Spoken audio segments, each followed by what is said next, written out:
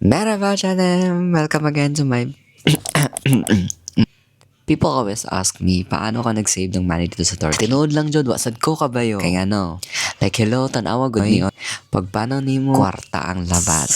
Kumana adlaw, by the way, naya to mission. Palit tao, first vlogging camera. Uy, kasakit sa bulsa. Pero pangitao ng camera siya, dili mo sa lait. Except sa pagkaon. Life years food. Ay, walang ganun food is life year. Life year.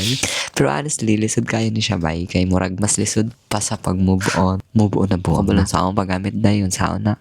Basta na shock lang ko ay wallet na trauma tanawa na yung months din na walay kaong kaon magtipid jud ta kaya nakapalit ang camera. Bye my precious lira, paalam ipon, see you next year. Ay next year na po, pero okay lang kay dili man nimo ma-capture ang memories kung dili ka mo gasto gamay dako.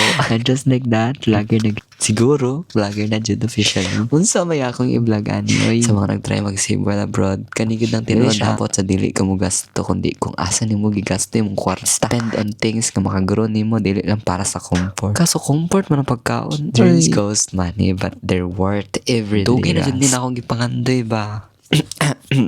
Maura to. Sige, bye-bye. Thank you so much to Shikari Dream.